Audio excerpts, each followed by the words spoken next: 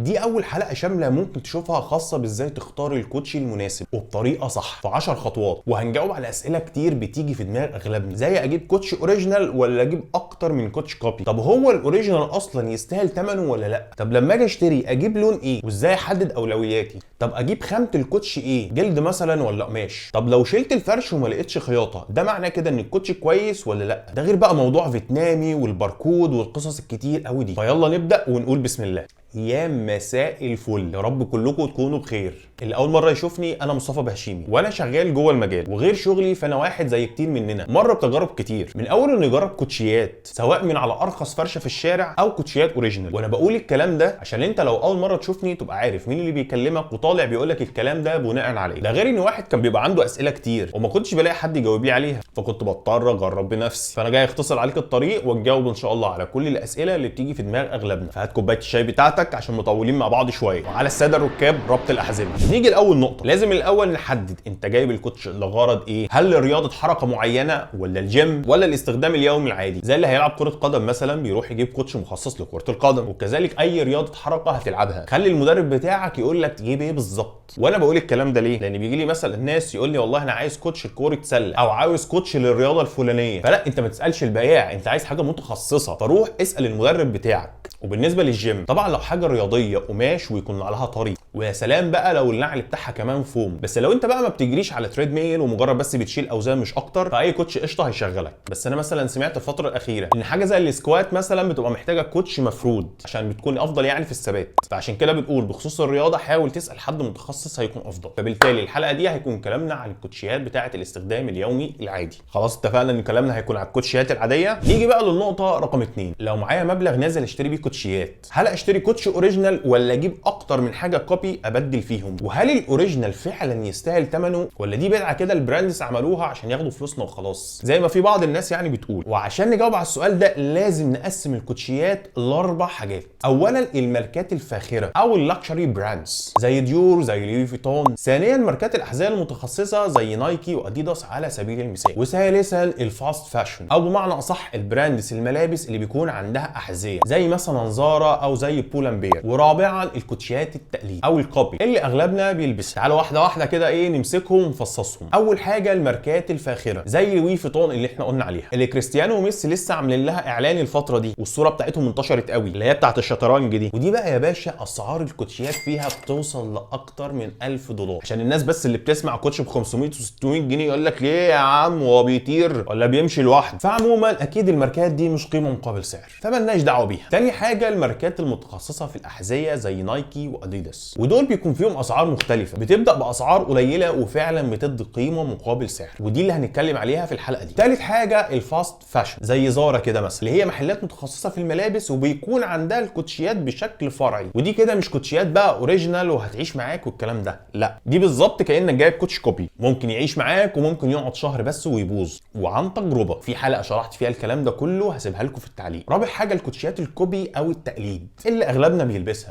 من اول بقى الكوتش ابو 100 و200 جنيه لحد 3000 جنيه، طبعا حسب الخامه وحسب البراند وحسب الموديل. فالسؤال هنا بقى، هل لو معايا مبلغ اشتري كوتش اوريجينال ولا اجيب بثمنه اكتر من حاجه كوبي ابدل فيهم؟ ركز معايا قوي، انا هنا بتكلم من الناحيه العمليه فقط ومفيش حاجه مضمونه 100%. بس الاوريجينال زي اديداس مثلا بيكون في اسعار معقوله بالنسبه للاحذيه الاوريجينال، فعلا ممكن تعيش معاك بالسنين وتفضل بحالتها كمان. ومثلا لو حصل حاجه للكوتش اول 4 شهور مثلا بتقدر ترجع للبراند وممكن يبدلوه لك طبعا حسب المشكله. ده غير ان الاحذيه الجلد الاوريجينال بتدي معادله صعبه، وده هنشرحه بالتفصيل لما نيجي لخامات الاحذيه. انما بقى الكوبي بيكون مغامره، ممكن يعيش معاك وممكن ما يعيش معاك، اللي هو انت وحظك. فرأيي المتواضع وعن تجربه، لو معاك مبلغ مقرر ان انت تنزل تشتري بيه كوتشيات فهات لك كوتش او 2 اوريجينال، فان شاء الله واغلب الظن هيعيشوا معاك فتره اطول بكتير من انك تجيب اكتر من كوتش كوبي. وبرده بيكون فيه الاوتلت، وده برده بيكون فيه حاجات اوريجينال بسعر ارخص، شرحناه برده في حلقه هسيب لكم الرابط بتاعها في التعليقات. وباكد تاني انا هنا بتكلم من الناحيه العمليه، مش ان واحد عايز يجيب اكتر من حاجه يبدل فيها وخلاص. نيجي للنقطه رقم 3، اللون ايه؟ هتقولي وانت ازاي هتقولي اجيب كوتشي لون ايه؟ هو انت عارف عارف لون الملابس اللي عندي. استنى بس عليا كده واحده واحده وهفهمك. ساعات بيجي لي عملاء محتارين ويفضل يهرش في شعره كده شويه ويقول لي ايه رايك، اخد الكوتش ده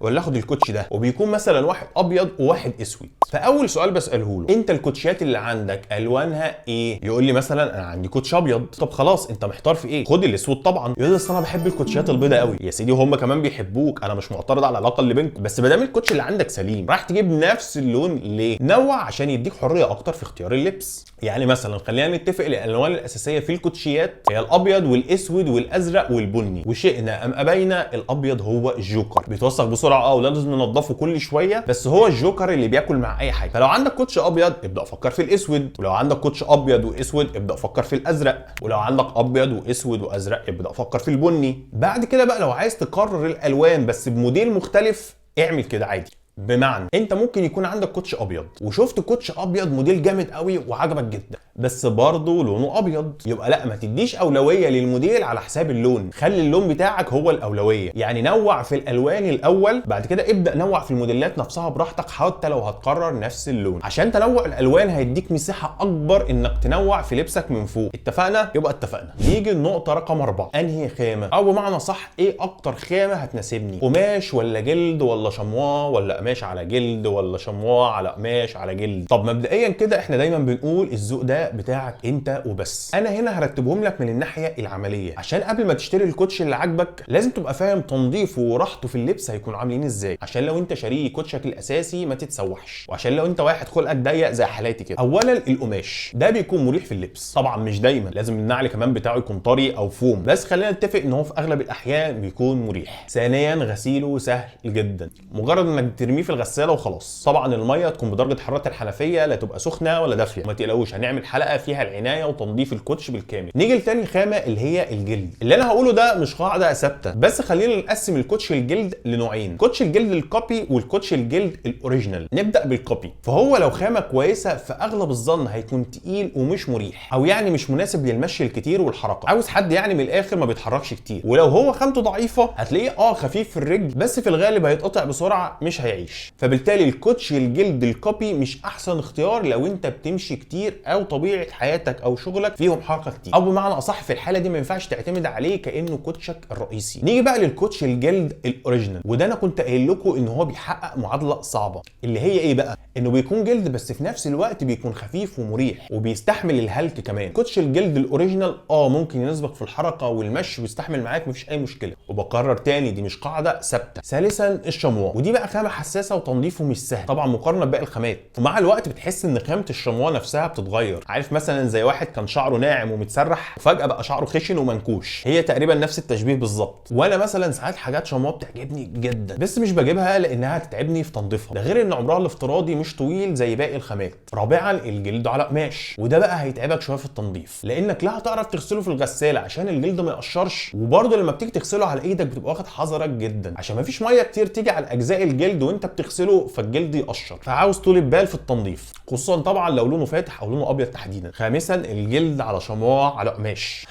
واظن بقى انت مش محتاج اكلمك عن التعب اللي هتتعبه عشان تنظف كل جزء تنظيف صح والكوتش يعيش معاك. فالخلاصه كوتش القماش اكتر حاجه سهله في التنظيف وعمليه في الاستخدام، يجي بعديه الجلد، وبعدين بقى يجي باقي الخامات، عشان تبقى عارف قبل ما تجيب الكوتش اللي عاجبك ايه الضريبه اللي هتدفعها في الاستخدام. في برضه فيديو عملناه عن ازاي تختار الكوتش المناسب لاسلوب حياتك، هسيبه لكم برضه في اول تعليق. كده احنا خلصنا اول 4 نقط اللي انت هتبقى مقررهم قبل ما تنزل تشتري الكوتش، عشان تبقى محدد اولوياتك من قبل ما تنزل تشتري. نيجي بقى لما تنزل تشتري هتاخد بالك من ايه، وهنا هنتكلم عن الكوتشات الكوبي لان الاوريجينال كده كده مضمون. نبدا بالنقطه رقم 5، انسى انسى انسى موضوع الختم والباركود وميد ان فيتنام والبوكس والاكسسوارات والميداليات والكلام ده كله، كل ده ملوش اي علاقه من قريب ولا من بعيد بجوده الكوتش، وعملنا حلقه عن الموضوع ده تحديدا وشرحناه بالتفصيل، وكل التجار وكمان الناس اللي شغاله في الجمارك اكدوا كلامي في التعليقات. وملخصها في السريع كده، ان مفيش كوتشيات مش اوريجينال بتيجي من فيتنام، كله من الصين على الاقل في السوق المصري، لان في ناس طبعا بيشوفونا من دول تانية، والباركود والسيريال نمبر والستايل نمبر كل الكلام ده بلح ولا ليه اي علاقه بجوده الكوتش. وبرضه عملت لكم تجربه عمليه عن الموضوع ده، وباكد تاني كلامي عن الاحذيه الكوبي. فلما تنزل بقى تشتري وتلاقي التاجر بيحاول يقنعك ان الكوتش حلو ونظيف وجميل وامور وكيوت لمجرد ان في سيريال نمبر وباركود ومكتوب عليه ميد ان فيتنام، يبقى ده تاجر مش صريح، بلاش نقول مش امين. فلازم تتفرج على الحلقه اللي اتكلمنا فيها عن الفرق بين المصري والهاي كوبي والميرور ومعنى كل مسمى فيهم وازاي تفرق بين الخامات والكلام ده كله، عشان بجد في عملاء بيموتوا في ان حد ينصب عليهم. يعني احكي لكم موقف كده صغير في السريع. لسه واحد زميلي كده من قريب بعت اوردر للعميل، فالعميل رجع الاوردر تاني. تخيلوا ليه؟ عشان مش متعلق فيه حته البتاع الخضراء دي الستوك اكس تاج. تخيلوا. والعميل بيقول له ايه بقى؟ اصل بدل التاج دي مش موجوده فيه كده معناه ان الكوتش خامته مش كويسه.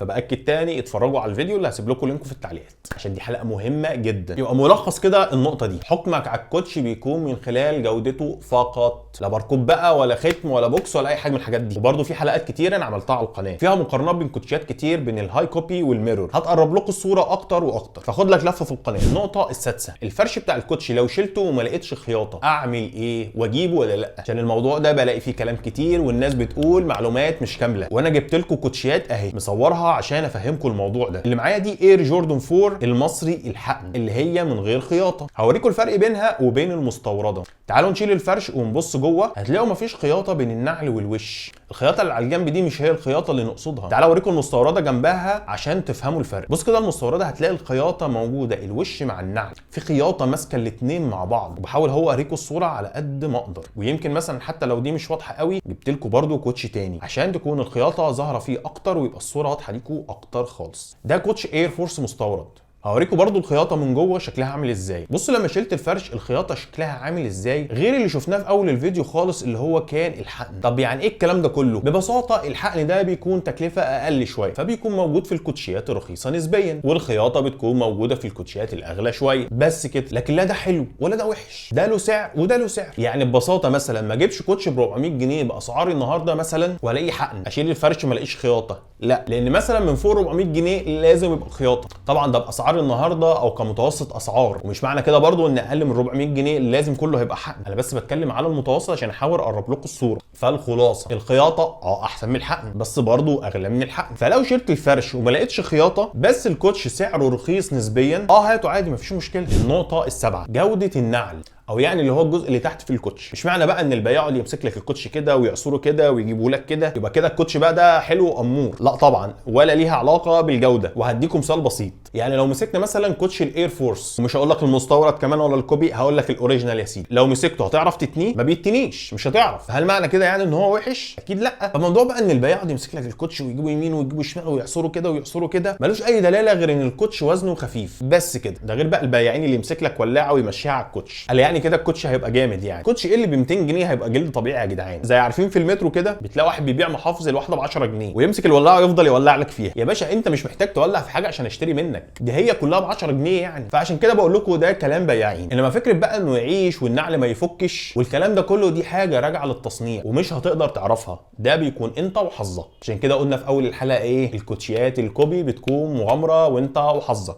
احنا نفسنا البضاعه اللي بتجيلنا حتى لو جايه لنا اعلى جوده موجوده في السوق ما بنقدرش نعرف ولا نحكم على عمرها الافتراضي. احنا نقدر ناكد لك مثلا ان جودتها عاليه، لكن هتعيش قد ايه دي حاجه في علم الغيب. نيجي للنقطه الثامنه، لو لقيت لزق زايد في الكوتش دي حاجه تقلق ولا لا؟ لا عادي جدا، لو لقيت لزق زايد في الكوتش اشتريه مفيش اي مشكله. وانا برضو صورت لكم انا اقصد ايه بلزق زايد، اللي هو بيكون ظاهر كده شويه، تسميه بقى لزق تسميه كله ايا يكن، ده ما فيهوش مشكله خالص ما تقلقش. انا حتى صورت لكم من براند اديداس ذات نفسه كان قطعه فيها لزق زايد، يمكن مش باين قوي في الصور بس كان شكلها باين قوي لما مسكتها في ايدي. طب امال اقلق امتى؟ لو لقيت بين النعل والوش فيه فراغات اللي هي نفس الاماكن برضو اللي يكون فيها اللزق الزايد ده تكون فاضيه، فساعتها في الحاله دي لا ما تجيبش الكوتش، لان مع الوقت الفراغات دي ممكن تفتح اكتر، ولو لزقت عند جزماتي هيفك برضه لان اللزق اللي عندهم ما بيكونش قوي كفايه. تاسعا الخياطه الزايده اللي بتكون موجوده في الكوتش. تعالوا كده نبص على القطعه دي وهفهمكم انا اقصد ايه. وبالمناسبه برضه ده كوتش ديور مصري مش مستورد، لا يعني كويس الصراحه بالنسبه لسعرها. المهم دي هي الخياطه الزايده اللي بقول لكم عليها، وساعات بتبقى موجوده تحت اللسان، ساعات بتبقى موجوده في اي حته. دي بيكون المصنع نفسه ما عملش الفينش الاخير، فدي مفيش منها اي مشكله مشكله ولا قلق، عادي جدا بتتشال. تروحش تجيب ولاعه بقى وتولع في الفتل الزايده دي عشان ما تلسعش الكوتش نفسه بدون ما تقصد. هات قصافه وابدا شيل الفتل دي، عادي جدا هتتشال معاك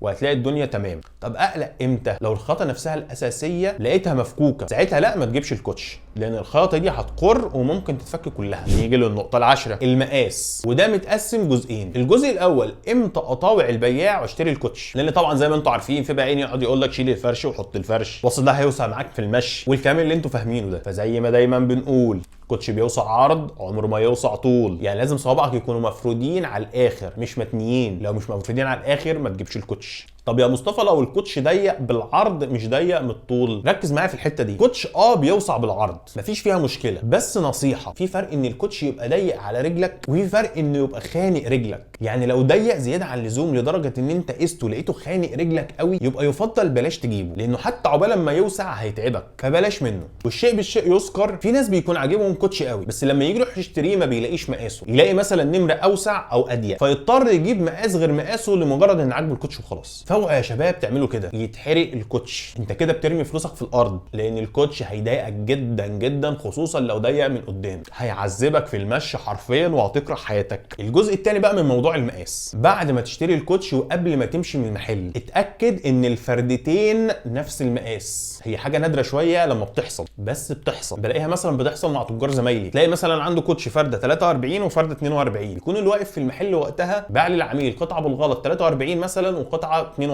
وعشان الفرق مثلا بيكون ممكن نمره واحده بس فما بيبانش وقتها، فلا هو ولا العميل بياخدوا بالهم. طبعا انت ممكن ما تاخدش بالك غير بعد ما تكون لبست الكوتش، وبالتالي الكوتش مش هينفع يرجع وقتها. اتاكد قبل ما تمشي من المحل ان الفردين نفس المقاس. كده احنا خلصنا ال10 خطوات، بس في تعليق مهم جدا، لازم تعرف الفلوس اللي معاك قد ايه ويجيبوا لك ايه بالظبط. ما يبقاش معايا مثلا 300 جنيه وعايز اروح اشتري حاجه اوريجينال، مش تقليل من حد ولا من الفلوس، بس كده انت هيحصل لك حاجه من الاثنين، يا اما هتجيب حاجه انت مش راضي عنها، او هتوقع نفسك في واحد نصاب هيبيع لك كوتش ب 300 جنيه ويقول لك ده اوريجينال. لان انا ساعات بشوف شباب بيعملوا كده، يطلب مثلا كوتش ثمنه فوق ال 2000 او 3000 جنيه وهو معاه 300 جنيه ويقول انا عايز الكوتش ده بثمن ما يزيدش عن 300 جنيه. طب ازاي؟ فمثلا انا ما اروحش اشتري كوتش ب 200 جنيه ولما اشيل الفرش ما الاقيش خياطه ولا اي حقن اقول لا ده كده وحش انا مش هشتريه. فالخلاصه يعني اعرف اللي معاك ده يجيب ايه عشان ما تخليش واحد يضحك عليك بالاونطه، وده هدف من اهداف الفيديو. في الاخر بقى عايز اقول حاجه، مفيش حاجه حلوه ومفيش حاجه وحشه، لا اللي بيشتري كوتش اوريجينال الكوتش هياخده ويطير، ولا اللي بيشتري كوتش كوبي كده الكوتش بتاعه رخيص ووحش، في الاخر كله هيتداس بيه في الطينه. فكل واحد بيجيب حسب ذوقه وحسب مقدرته الماديه. الهدف من الفيديو مش اكتر من انه يديك الخطوط العريضه او الطريقه اللي تقدر تجيب بيها اللي يناسبك انت ويناسب احتياجاتك ويناسب ميزانيتك. يعني مش لازم تروح تشتري حاجه غاليه تزنق نفسك وتزنق اهلك لمجرد ان انت كده تبقى جامد. يعني هات اللي يناسبك انت وما تشغلش بالك باللي حواليك. هي مش مسابقه مين اجمل من التاني او مين شاري كوتش اغلى من التاني، بمعنى اصح اشتري اللي عاجبك انت، مش تروح تشتري حاجه مثلا مستورده او ثمنها غالي لمجرد كده انك هتبقى جامد يعني وخلاص. عشان لو بتفكر بالمنطق ده هتتعب،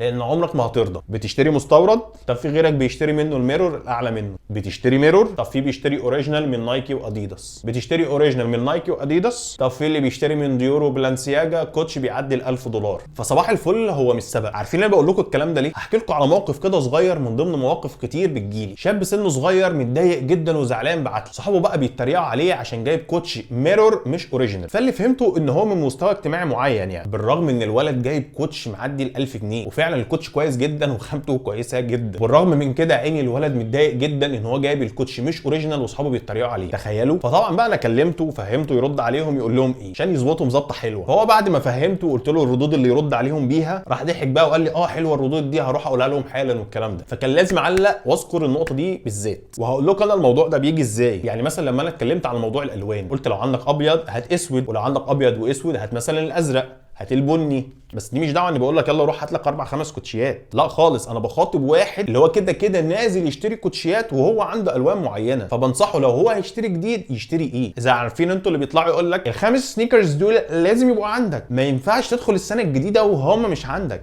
انت ازاي فقير كده؟ هو مبدئيا كده مين اللي لزمه؟ وثانيا ابص على الكوتشيات اللي هو بيعرضها، انا جوه الشغلانه بقى وفاهم، فتلاقي الكوتشيات اللي هو عامل يقول عليه سنيكرز دول هما مش بس مش اوريجينال، ده هو جايب اقل خامات في السوق. طب طالع تعود بقك على الناس ليه وتقولي سنيكرز؟ هو مبدئيا كده الخامات اللي انت جايبها دي مش سنيكرز ولا سنيكرز ولا كوتش، اللي انت بتعرضهم دول اسمهم كاوتشي. طبعا انا مش قصدي حد معين ولا قصدي اتريق على حد، كل الناس اخواتي وفوق دماغي، بس هي القافيه بتحكم يعني. وللاسف في ناس بتصدق وبتتضايق عشان ظروفه مثلا صعبه وما عندوش غير كوتش واحد، بيفكر بقى ان الدنيا كلها ماشيه كده وينسى ان اللي بيشوفه ده صانع محتوى متخصص في الازياء، فطبيعي يبقى عنده لبس كتير او كوتشيات كتير بحكم مجاله. وبين الاشخاص العاديين اللي هو احنا بيبقى عندنا يا دوبك كوتش واحد، كوتشيين، واللي عنده بقى 3 كوتشيات بيقول يا ارض نهدي ما عليكي قدي، ده انا بيه ابن بيه. وازيدك من الشعر بيت، حتى اللي شغالين في الاحذيه ما عندهمش بقى بال10 وال20 كوتش، مفيش الكلام ده يا دوب الواحد مننا بيبقى عنده كوتش ولا 2 بيلبس فيهم، حتى لو جيب بضاعه جديده والواحد عجبه كوتش مثلا معين وحجزه لنفسه وجاله زبون بعد ساعتين بنبيع امه. كده احنا خلصنا، وده كان الجزء الاول. لسه في حلقه هنتكلم فيها عن العنايه بجميع الاحذيه، وحلقه خاصه بازاي تختار الكوتش المناسب لاسلوب لبسك انت. اكتبوا لي في التعليقات كل الاسئله اللي بتيجي في بالكم الخاصه بالاحذيه عشان نغطيها في الحلقات الجايه ان شاء الله. ولو انت اتفرجت لحد هنا فيا ريت تكتب لي في التعليقات عشان احبك جدا. ما تنساش اللايك والاشتراك في القناه. استودعكم الله، سلام.